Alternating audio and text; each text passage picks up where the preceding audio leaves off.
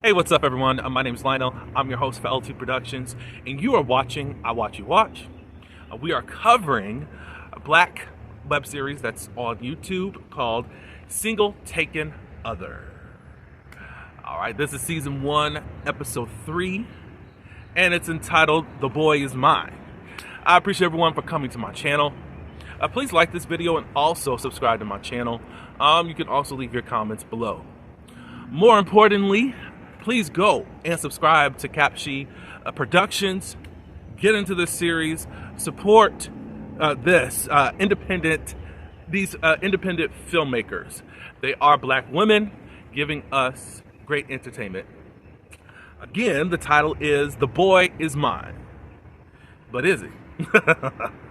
Oh, this episode kind of took us through some ebbs and flows in these relationships. So let's get into it. All right, so Taryn and Monica, they are at the office, and both of them look quite in despair right now. We find out that Monica and Nick are on the outs, but we know what goes up must come down, and what is down is going to come back up, if you want to call it an up situation. So we shall see about Ms. Monica and how long she has to stay in this downward spiral. Taryn, she is upset because it's been 3 days since Josh has contacted her after the whole marriage text that she slipped in there when they were just supposed to be text buddies over the show.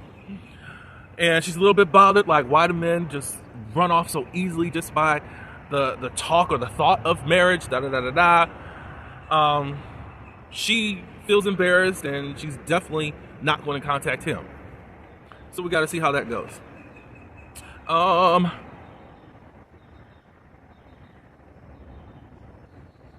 right, Paul from the office. He's the one that has a crush on Monica. He comes in and gives her a gift. It's a coffee mug for her to have all the coffee that she wants. And just a sweet gesture. Monica thanks him and all of that. And still, no play for Monica because she's wrapped up and tied up in Mr. Nick.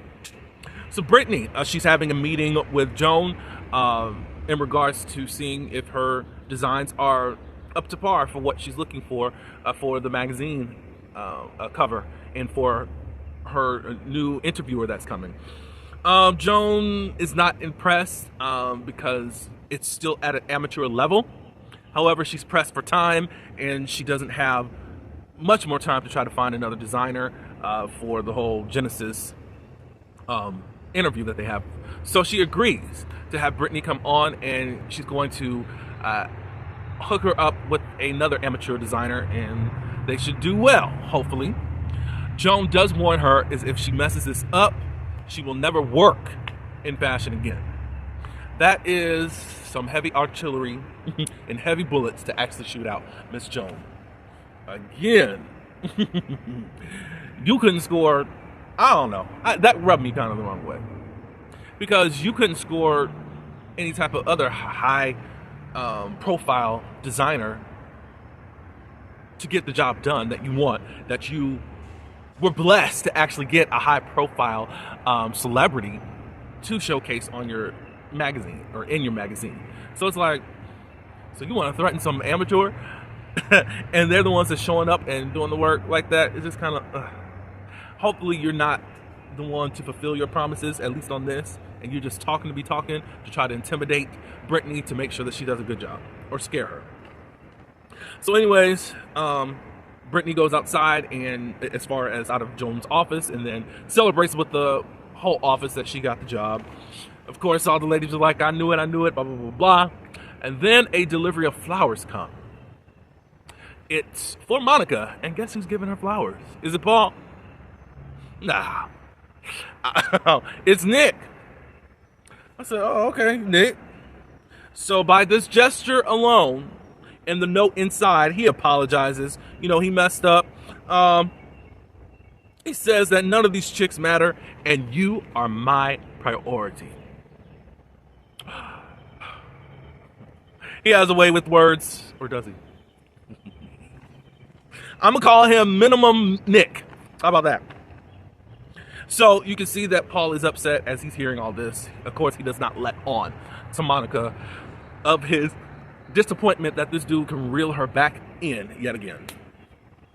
All right, so next we have Rodney and Joy. They're going to present their presentation. I think that Rodney was holding Joy's hand, and the boss comes in and says, "Am I interrupting something?" They break up and all that good stuff. Rodney does his presentation, and we do find out a little bit later that he rocked it and the boss loved it, but we'll get to that. So Nick, we see him run into, I think, an old girlfriend or someone he at least was seeing while he was in college. We get a little a background of Nick, why he did not make it any further in the sport of his choice, which is basketball, is that he had an injury at some point. She apologized for that. They talk about their history a little bit. She used to do his homework, and Nick had to set it straight. Hey, I could do my homework. I just didn't have time to do it. Still, thank you for, doing what you needed to do, or what you did for me, blah, blah, blah, blah. Rhea is a teacher, da, da, da, da, da. They end up hugging. She's touching, so obviously there's still some feelings there. And then as Rhea's walking away, about to enter into another building, Nick says, maybe we need to catch up. So, how quickly the priorities change. Minimal Nick. Brittany and Royce. Royce comes over to Brittany's home. He tells her the good news about the boss loving his idea, and now he's going to shop it around to the executives to see how they can actually execute all of this. And Brittany shares her news about getting this stylist job. Now, I noticed some things that are coming out of Royce that now I know how to pinpoint him. At first, I was like, maybe he's a good guy. He could be somewhat of a good guy, but at the same time, he's leading on in such a way that, bruh, you need to be a lot more honest about your feelings in this whole situation, because it looks like you want your cake and you want to eat it too. So I'm hearing the words, he's saying, "Oh, that's good, baby. That's good, boo. Baby and boo. So y'all are in a relationship, right?" No. But you're saying all of these terms of endearment as if you're in a relationship. What is somebody supposed to do with that, that's on the receiving end of that, and to think that you are more than what you are? Or at least it's reeling them in to think that, hey, we're really into something, but you guys have not defined anything as of yet. I'm a stickler. Don't give me no no terms of endearment in the wooing stage, in the talking stage, in the we just messing around stage, da da da da da da. No. Because when you want to break it off, I'm left in shambles. Don't do that. Especially if you don't really mean it. And you're just going with the flow of things and with no commitment. That's my thing.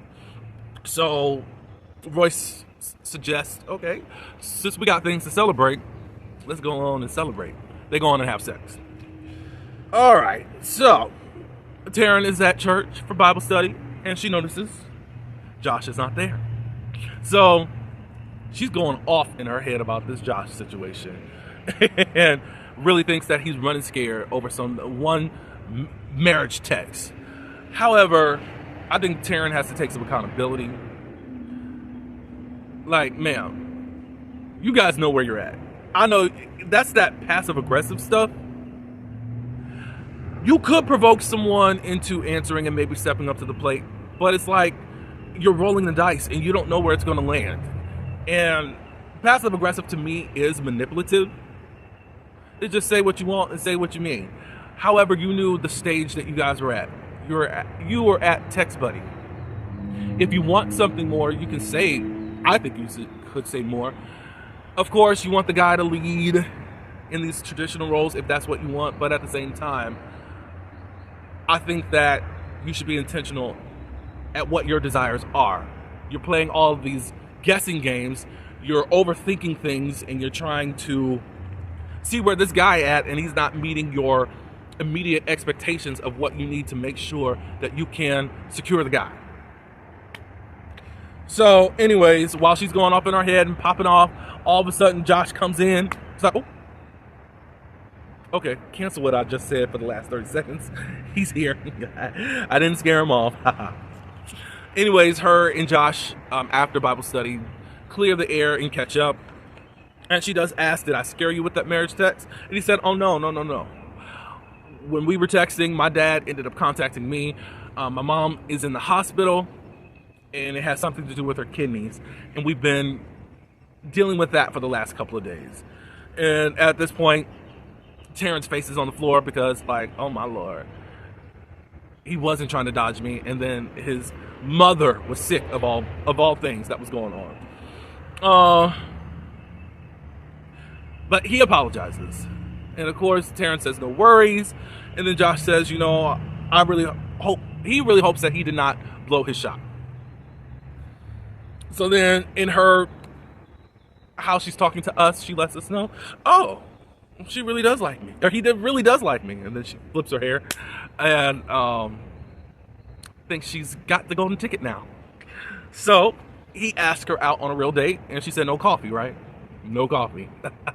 Probably no more church hugs for you, Taryn. So, no coffee whatsoever. All right, so the ladies go support Monica for Nick's basketball game. Kara is complaining about the heat. If this was filmed in Miami, I understand. Monica's being a cheerleader. She got pom-poms and all that for this guy. This man who has now made her top priority. Okay.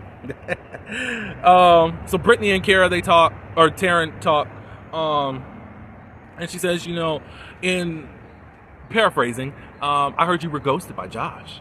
And then, of course, Taryn had to just clap back. Oh, no. We good.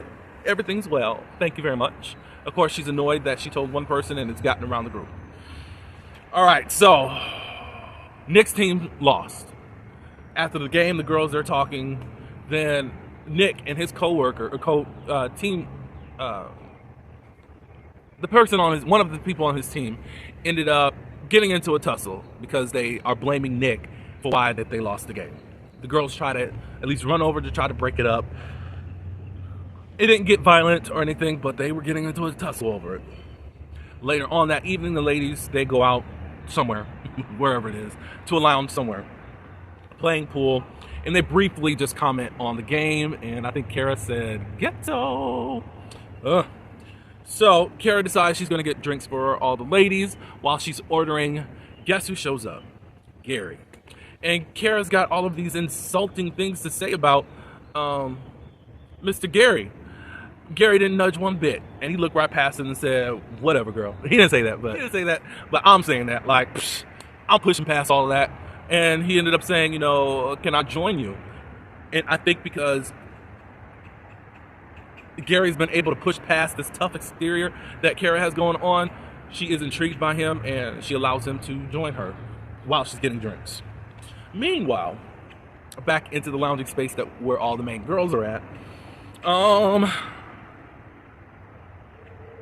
before we get there, Monica says, oh, Nick's resting from the game, blah, blah, blah, blah, blah, always in her blind bliss, whatever. But you can still see that there is questions in her mind as to what's going on with Nick, but whatever.